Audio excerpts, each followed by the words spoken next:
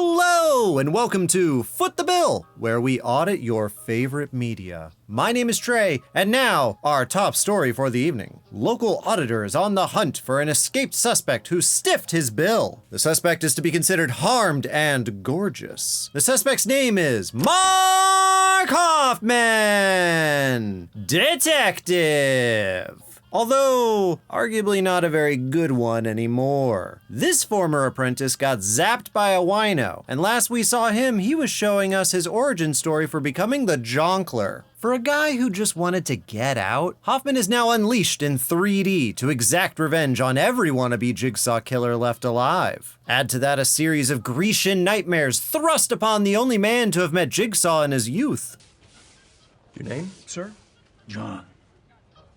And you've got yourself one hell of a final chapter. You know, everyone's been asking me to cover 7, but the 7th Saw film will have to suffice for now. But first, the rules. The rules are simple. All you have to do is sit here and talk to me. Listen to me. No utilities get charged. All purchases are calculated in the year depicted. This film either takes place a week or 8 months since Hoff went Fire Nation on the FBI, so we're officially flexing our billfolds in the ripe year of 2007. By the way, can you believe they never say the rules in this film? Bonkers! They say it twice in the script. Speaking of, this film is funky. At times, not all the time, but occasionally, things happen that don't seem to make a lot of sense. It's hard to believe for a Saw film, I know. To better illustrate that, I've grabbed a copy of the script for Saw 3D with a few of the cut scenes intact. When applicable, I'll lean into that and we'll explain what's going on. By the way, we passed 20,000 subscribers. If you're not counting yourselves among that number, don't expect me to get between you and a pig mask. I'm kidding. Kidding. I'll be wearing the pig mask. So, with a title like the final chapter sitting on almost some of the movie posters, does Hoffman blow the bank on this grand would-be finale? Or has he finally bit off more than those juicy lips can chew? Let's do his accounting and find out.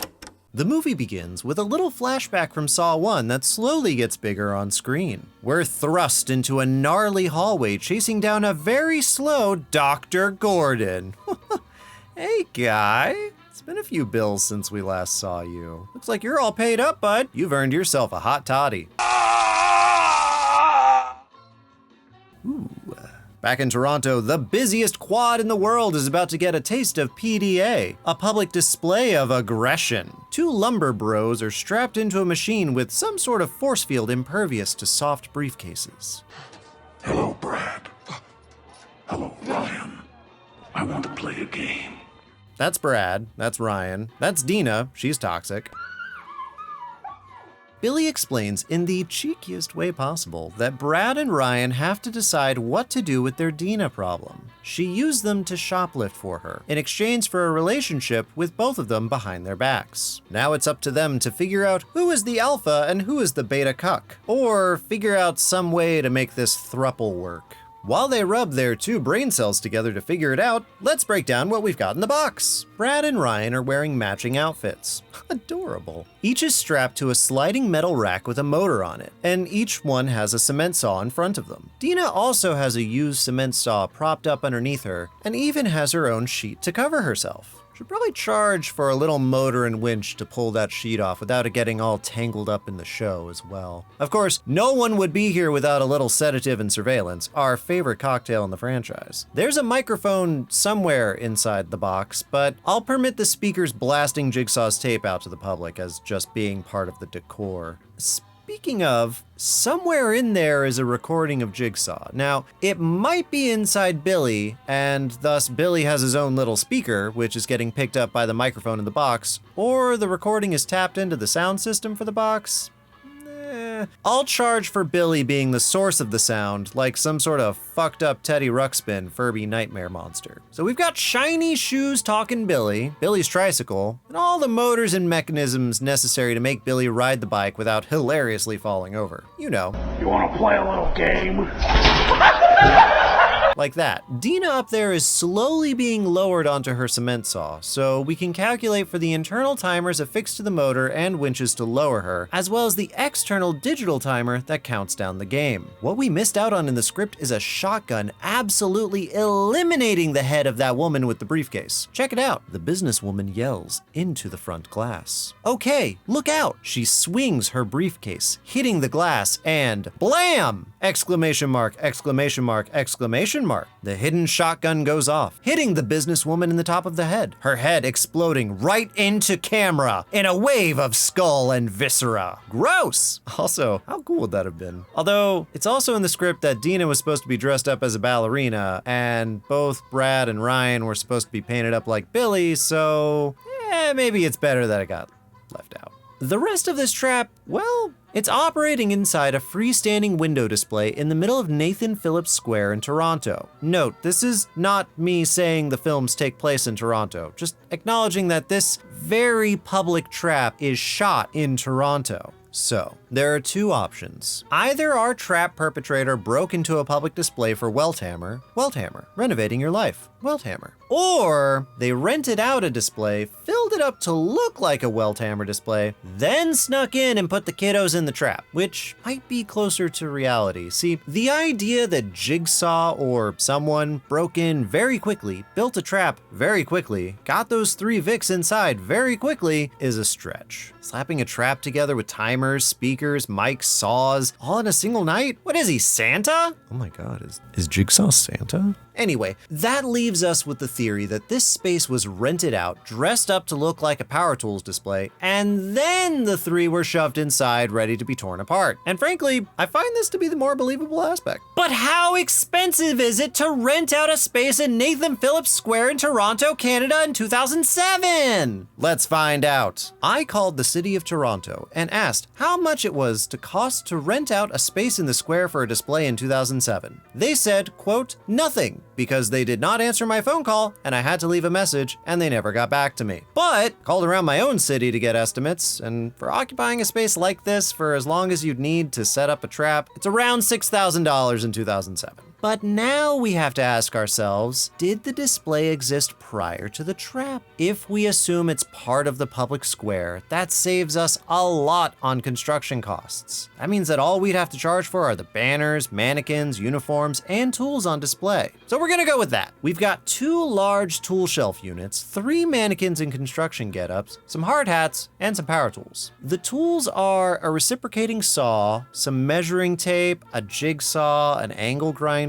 and a circular saw. All told, this trap just exploded in price, all for the inconvenience of existing.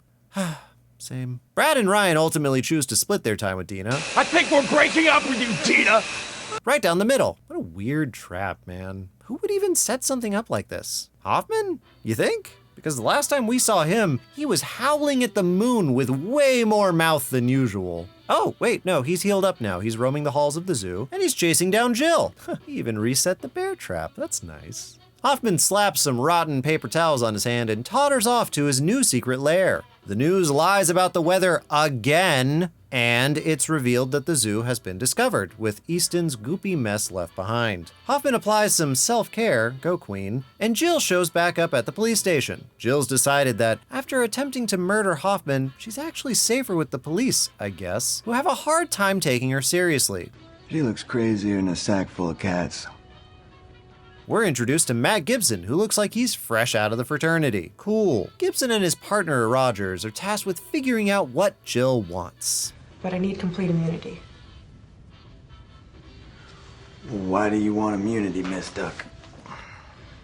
Jill announces out loud that Hoffman is the secret apprentice, which wins her immunity for the next challenge. Back in Hoffman's evil lair, he's burning his past and prepping for the next game. Bobby's World!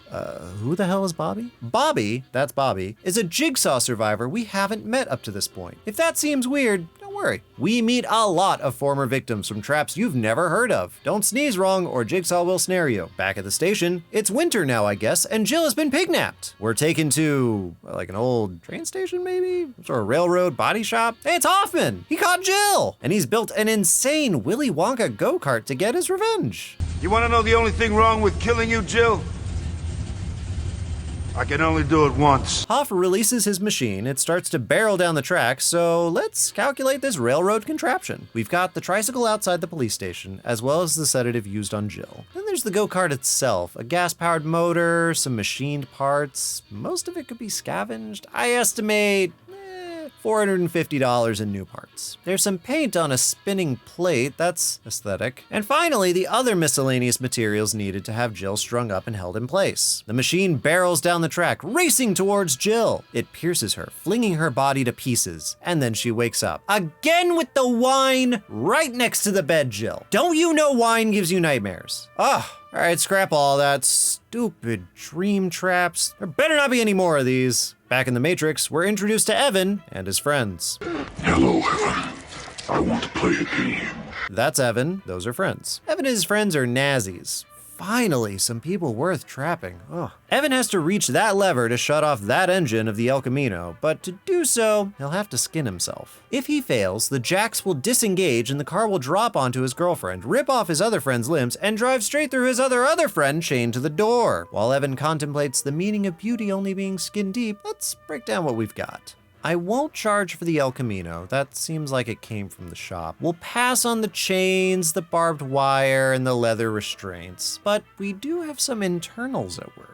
There's at least 3 timers and switches at work with the steel cable under the vehicle. We've got 2 pulleys, 3 motors, and 3 winches operating to pull all those jacks out. Some red paint accents the wall, and a digital timer displays Evan's time left in his white trash waste of a life. Ladies and gentlemen of the court, I present to you Maximum Overdrive. R.I.P. in peace, Chester. We're whisked away to a Jigsaw Trap Victims Anonymous meeting. A JTVA, which is suddenly not very anonymous due to the inclusion of Bobby's cameras. As the victims share their stories, we're taken into another previously unseen trap, what I like to call the Gnome Factory. Yeah, I know it's a warehouse and not a factory, but this is my show. Sydney, that's Sydney, and her abusive ex Alex, that's Alex, were forced to hang from a metal bar suspended over what I think might be 20 overturned lawnmowers. Here's my problem, Doctor. We don't see how they got up there. We don't see how the rules were delivered. We don't see a means by which falling into the lawnmowers would disable them and permit the other victim to survive. We really don't see much beyond 20 lawnmowers and a couple of gnomes. Given that it's a warehouse, I'm willing to believe that there were 20 odd lawnmowers being stored there, which means that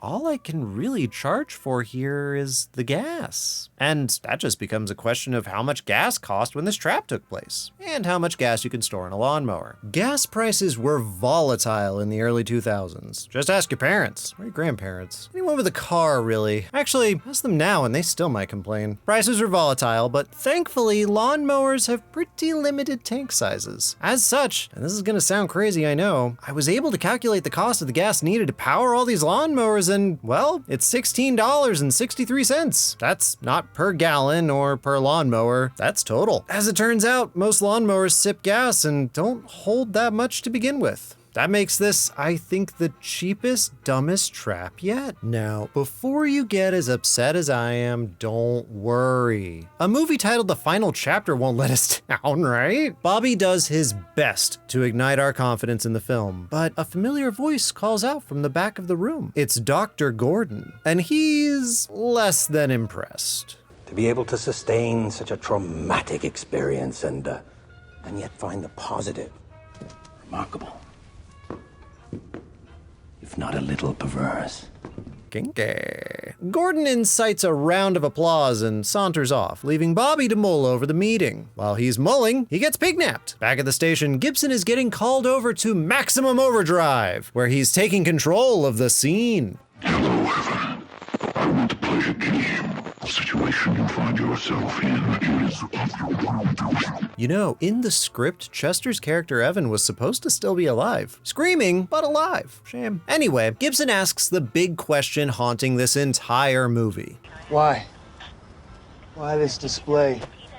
I know, right? In the bathroom, Hoffman left a message and a gift. The Reverse Bear Trap 2.0. Gibson orders it to be dusted for prints, and we're whisked away to what I call Bobby's world. Despite all his rage, Bobby's still just some guy in a cage. Billy pops on screen. Hello, Bobby. I want to play a game. and tells Bobby he's a dirty liar! Bobby was never a Jigsaw victim. Not until now, anyway. Billy also explains that Bobby's team has been kidnapped and placed in a series of traps relating to the roles they played in covering up his lies! Huh, I wonder what role his wife played. Bobby gets hoisted up and over a floor of spikes. Pulling a chain, the floor of his cage explodes out from under him. While he's hanging out, let's tally up the room. First of all, we could finally charge for the surveillance of Bobby, as well as the sedative used on him. We can also charge for the Sony Wega Trinitron television and the large LED timer on top. Throughout the room are 4 halogen work lights that kick on. We can charge for them and their associated timers. There's also a decent amount of paint on the stairs and the door and throughout the maze entirely. We've also got the ceiling winch from the zoo, but we'll just say this is a new one since that trap was compromised when the victims were rescued. We can also charge for the motor to hoist Bobby and the motor that releases the spiked floor. There's also this tiny release mechanism on the cage itself. It's got quite the kick to it. And finally, 2 cameras film the whole debacle. Gotta get those MySpace angles, eh, Bobster?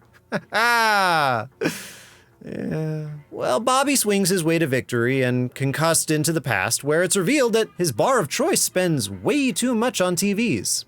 Kidding. It's revealed that 90s high school bully Bobby was inspired to be a victim for money. That's right, he's been Milli Vanilliing the whole shtick. Coming to, our little liar is off to solve the mystery of the haunted asylum. Back at the safe house, Gibson is confronting Jill about her state of mind. You're crazy. You know that? I knew you were crazy the minute I laid eyes on you. Crazy. Is that your professional diagnosis? Well, the only asylum in town is abandoned. Is this safe house safe enough to house her? It's a safe house. Safe house. Safe house. You get it? Good. A package from Hoffman arrives at the safe house asking very politely for Jill. Bad. Gibson decides to move Jill to the one place Hoffman knows nothing about, the police department. Simultaneously, Gibson's partner calls him to let him know that there's been an explosion at the junkyard. Gibson leaves very quickly to check it out. Back at the asylum, we're introduced to another camera and a trap inspired by the hit 1996 single from No Doubt, Don't Speak. Bobby's publicist Nina has been surveilled, sedated, and restrained with a string going down her throat. She's also screaming a lot, which is problematic. A tape on the shelf explains. Hello, Bobby. Before you is one of your trusted colleagues. Remember, the spikes will also advance each time the decibel level in this room rises above a whisper, killing her even sooner. Once the tape ends, a timer starts on the wall. Every time the volume in the room gets too high, the 4 motors start to drive those 4 spikes towards her throat. Bobby has to carefully and quickly extract a key from her gullet while not shredding her insides with a fishhook. If Nina gets too loud, death. If Bobby can't get the key out in time, also death. In the room, we have a micro switch that activates the lights once the doors opened and closed. There's a fresh cassette in that player, as well as a Gralab Model 300 photography timer wired to the cassette player. 4 LED VUs with mics seated beneath them are wired up to 4 motors which drive gear systems that move spikes towards her throat. There's also a mic hanging above them. I'm not sure if this is a backup sensor for the trap or if it's being used to pipe audio to Joyce, who's been forced to watch this whole game. But either way, it's an old mic and could very well have been scavenged from the location. So naturally, Bobby gets the key out in the nick of time, and Nina stays diligently quiet for the entire encounter, and everything turns out hunky-dory for the both of them. Why wouldn't you just shut the f*** up? You just needed to shut up! Good times. Bobby moves on towards his next test, where he's interrupted by a core memory. A younger Bobby meeting a younger John Kramer! With an H, without an H, doesn't matter. John drops some killer ancient Egypt lore. If I'm lying, take me to the quarries.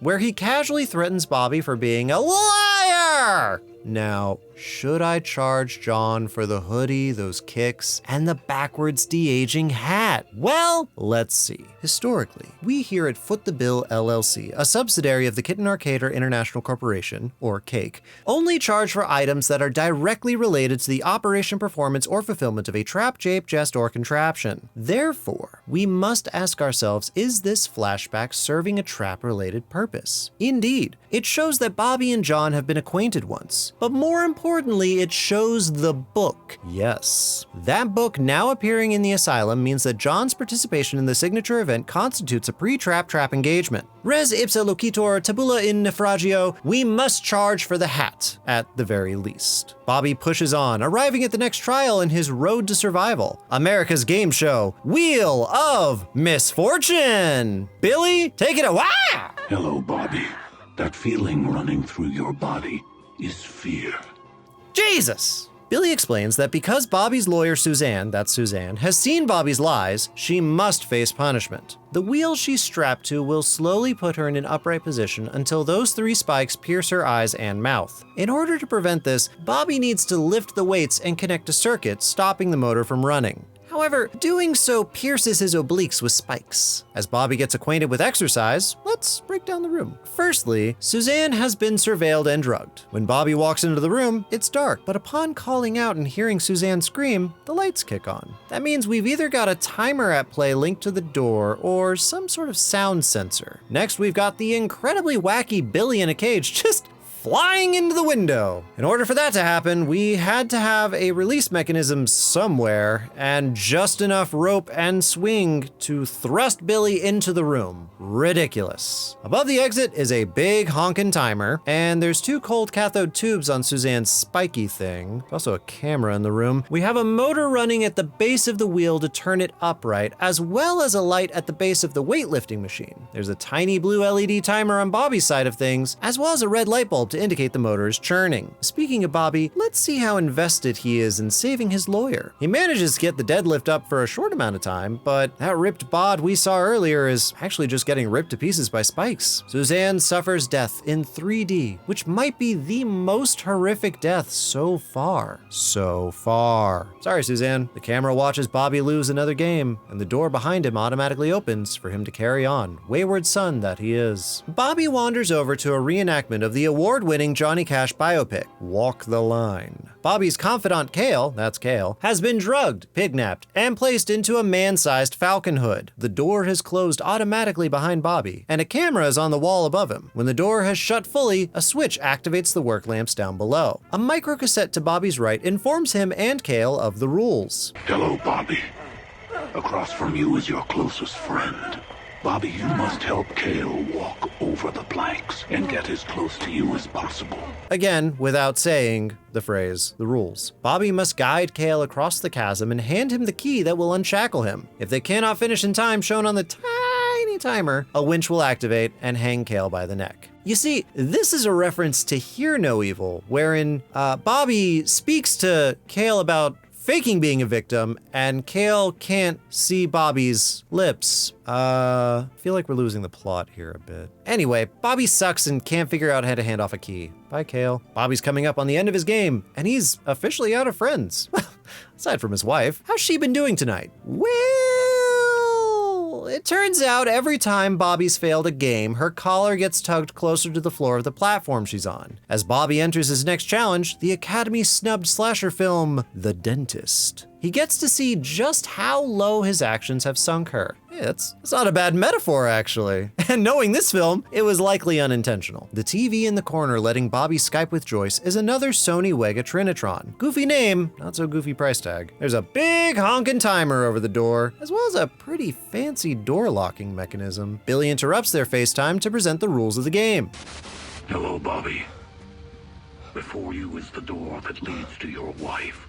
As you may have guessed, your decision will be as difficult as pulling teeth. The object of the game is pretty straightforward. The code to the door has been etched onto Bobby's teeth. To get the code, he has to pull his teeth out. Some fresh dental pliers on the table imply as much, but here again we're presented with a problem. Now, this is definitely going to get demonetized on YouTube if I show you what the problem is, so here's an adorable crayon illustration I found in Hoffman's desk to explain it. The numbers have been etched onto Bobby's teeth, and they were carved into a flat flattened side of his molars, well below the gum line. That means that in order for those numbers to be put on his teeth, Bobby had to go to the dentist. What's cool is, I think there might be evidence of just such a thing happening. You see, when Bobby first woke up in the cage, he had some blood coming out of the corner of his mouth, and it was kind of dry. It was very blink and you'll miss it. Not to mention, in the script, it says that his jaw is sore. See? Sore jaw. I think this is evidence of our little boy's big trip to the tooth doctor. Neat. I don't want to linger here too long, so let's just charge for the dentistry, the camera, the mics, and yeah. Meanwhile, Gibson has been dashing to and fro, frothing at the bit, while Hoffman sends threatening vlogs to the internal affairs agent. You know, you'd think the FBI would be handling this, but nope, it's this guy.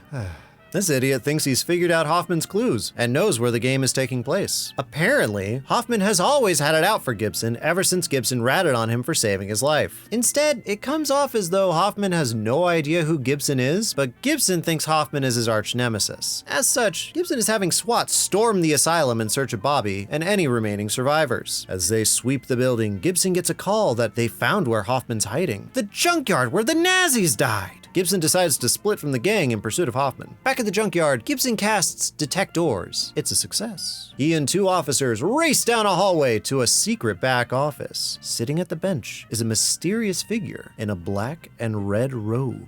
In the asylum, Bobby has finally made it to Joyce. She's on all fours, chained to the platform. He tries to approach, but is shocked by an electric fence. A very large TV in the corner clicks on, the same TV that Joyce has been using to watch Bobby's progress for the last hour. We don't see a VHS player, and since the cameras are always following Bobby, there's gotta be an unseen computer keeping track of all this footage to be broadcast to her, so we'll charge for that now. Billy pops on to congratulate Bobby for doing so well so far. Hello, Bobby. You have almost completed your rebirth.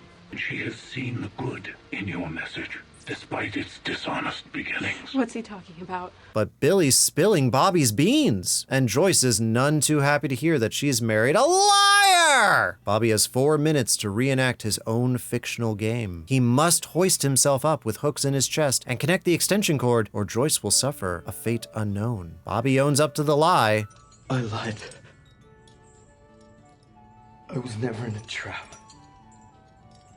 And the SWAT team arrives at a dead-end workshop just as Gibson is approaching the figure in the office. But the figure isn't Hoffman. It's one of the dead skinheads. The wall above the desk is covered in surveillance reports on Bobby and his gang of miscreants. The computer at the desk is showing security footage of the junkyard, the asylum, and the police station. As the scene unfolds and the realization hits Gibson like a hurricane, that's it says in the script anyway, we can charge for that dope robe and the DV camera Hoffman used to film his vlogs. The security system here is free since it looks like it's just wired into the junkyard. It's revealed that Hoffman used the bombs as a distraction. He swapped places with the corpse from the junkyard and hitched a free ride straight to the abandoned police station. Just as Gibson calls it in, however, something incredible happens. A Soviet PKM sentry turret pops up and empties 50 rounds into Gibson and the other two officers. And Houston, we have a problem. Identifying the gun wasn't an issue. It's a PKM machine gun with a SOP mod body kit and an EOTech hollow sight. All good and well. The function of the rifle is where our problems start. You see, the rifle pops up, pointing directly at Gibson. It then proceeds to sweep slowly to the left, hitting each officer in the room. Once the last officer is down, it stops firing entirely and defaults back to an inactive state. It does not fire all the rounds in the ammo can, but ceases firing once all 3 targets are down. Guns don't do that normally. Programming a gun to identify targets, mow them down, and then stop shooting is not your typical Arduino afternoon, especially in 2006 to 2007. This technology is so specialized, the closest we have to it coming to realization in that time frame is from Samsung, who built an automated sentry turret that would eventually be deployed at the border with North Korea. That gun cost $200,000, mostly due to highly sensitive thermal and infrared cameras being equipped.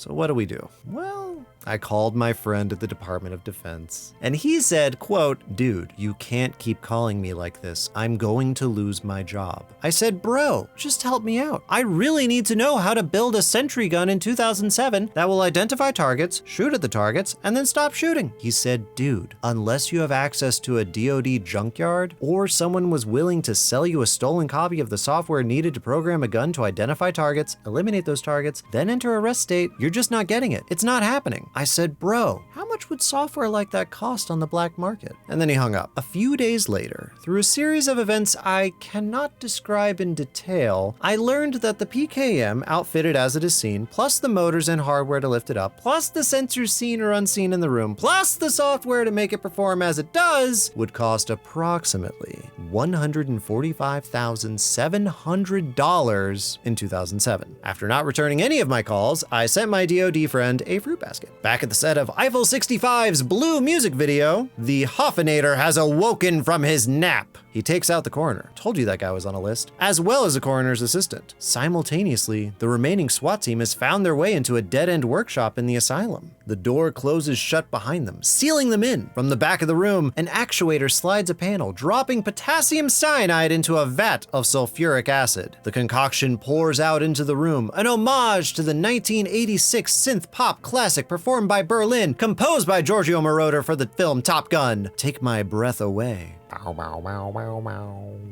Hoffinator is making his way through the station, eliminating everyone in his path, while Bobby is hoisting himself sky high to save his wife. He's actually doing a really good job of it too. Bobby, not Hoffman. Although Hoffman is also doing a really good job of murdering several of his coworkers. He's doing such a good job, he's actually found Jill. I'll be looking for you.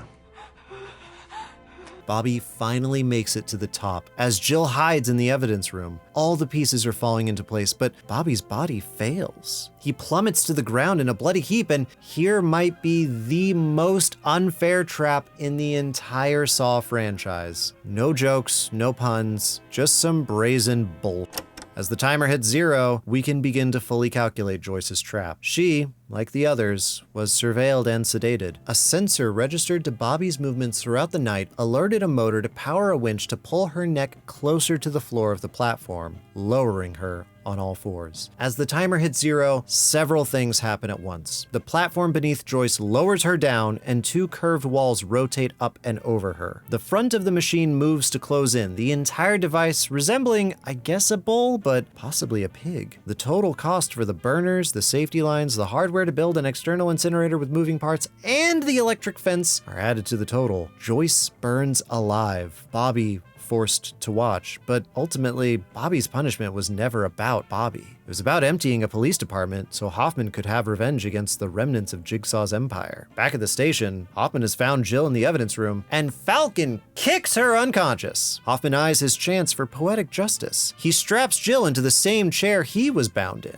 Moving to the shelves, Hoffman contemplates how best to beset his punishment. He smiles, pulling the original reverse bear trap from the shelf, and begins to assemble it onto Jill. He sets the timer, and a montage of flashbacks revisits Jill's life with John. She stares Hoffman in the eye as the trap goes off, and Hoffman says that all too familiar line, Game over. and shuts the door. Hoffman absconds back to his hangar and packs a bug-out bag. For those not in the know, this is the bag you pack when you're anticipating going on the run or escaping the country. Not that I would know that or have one, and I'm not advocating for it. I'm just letting you know. Also, we can go ahead and charge Hoffman for this little workshop, as well as the fat stack of cash. I counted enough stacks in the safe to amount to $40,000. I don't know if this money was left to Hoffman by Jigsaw, or this is his personal savings in order to escape this nonsense, or what have you, but it's very clear that Hoffman has no interest in carrying on as the new Jigsaw killer. He's wanted out since Saw 4, possibly earlier, and this was the only means by which he could eliminate everyone who still had ties to John. Everyone, that is, except for Dr. Lawrence Gordon! My name is Lawrence Gordon. I'm a doctor. Doctor! I already said that. Secret Jigsaw apprentice the whole time. That's right, Jill dropped off a special secret envelope for Gordon in the last film, where John asked him to take care of Jill and keep her safe. Instead, Gordon seems to have started a cult out of other Jigsaw survivors. His piggy goons restrain Hoffman, and he's sedated, waking up in a strangely familiar room. Hoffman is chained where Adam stood, though this time without the help of a saw. And yes, those are shiny new chains with a shiny new lock. Gordon be fancy, Gordon be fancy. Dr. Gordon looks down on his foot, that's foot, bids adieu to the Halloween decoration pretending to be Adam, and says that final goodbye to the franchise. Game over.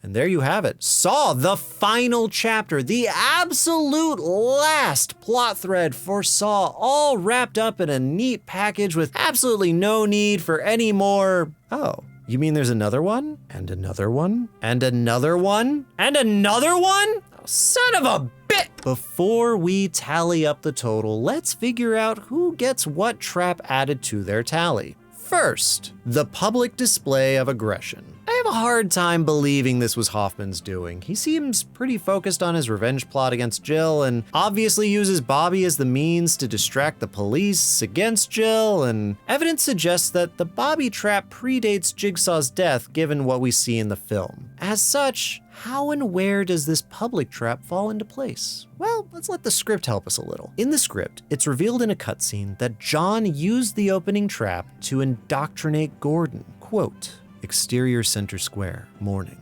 Jigsaw stands in center square, in front of the opening trap. The bloodied crowd falls away. Jigsaw watches the panicked denizens scrape and claw at each other in a desperate attempt to run from the grisly scene. Jigsaw, we will insulate humankind from its own worst enemy, itself.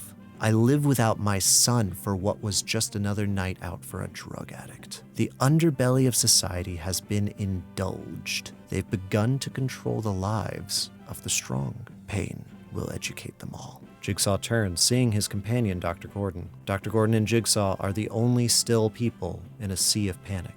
So I ask you, Doctor, are you ready to truly save lives? Dr. Gordon gives a knowing nod to Jigsaw. If we are to follow the logic of the script, this sets the necessary context for the scene into place. I don't like doing this, but this movie needed a little surgery to make sense. Maximum Overdrive is, that's just the price of movie magic.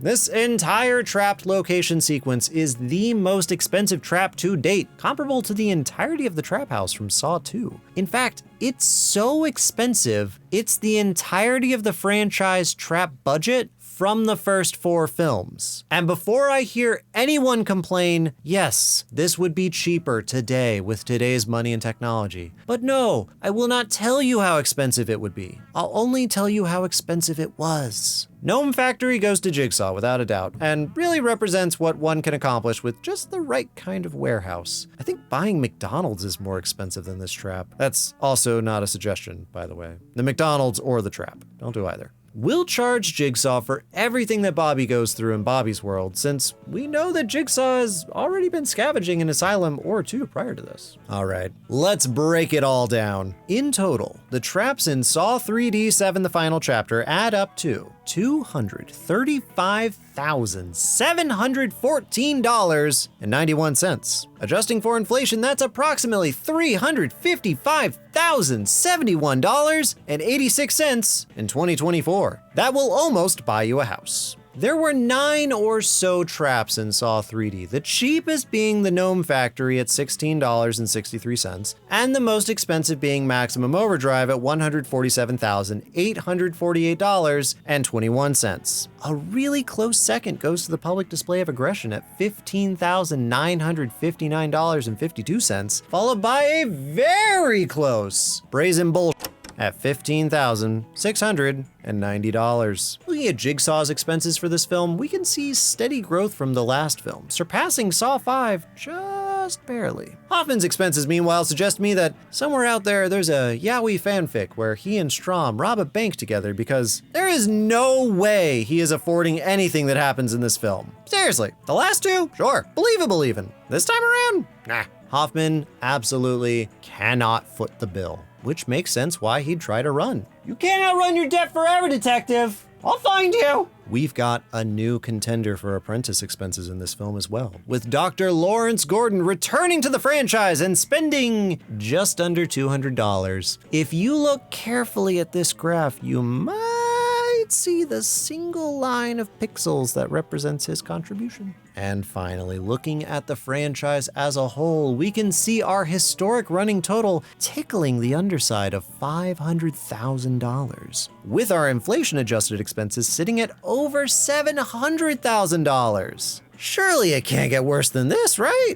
Subscribe and tune in next time for things getting much, much worse with 2017's Jigsaw! Oh, and be on the lookout for upcoming videos on Scream, Fallout, the Saw video games, and a special behind-the-scenes video. Saw 3D closed. Do you think Hoffman survived the bathroom? I like to think that he just picked the bathtub up and grabbed Adam's key from the center of the earth. Shut up, it's reasonable. What'd you think of the sentry gun? I think my friend got fired. I should call him. I want to give a huge special shout out to everyone over at Patreon and YouTube memberships. These people are amazing, and they're always dropping sick memes in the Discord. I also like to run ideas by them from time to time. Obviously, I also want to thank each and every one of you for tuning in. I try to respond to as many comments as I can. You're as much a part of this as we are. Exquisite shout out to my wife, Annalise, for editing these videos. If you think my jokes are funny, it's because she's making them funny. I hope you all stick around for more. Share the video, like it. Yeah, the algorithm works this week. I look forward to seeing what you have to say about this one. And in the meantime, I love y'all. Take care of yourselves, take care of each other. And remember, I'm here to make stuff.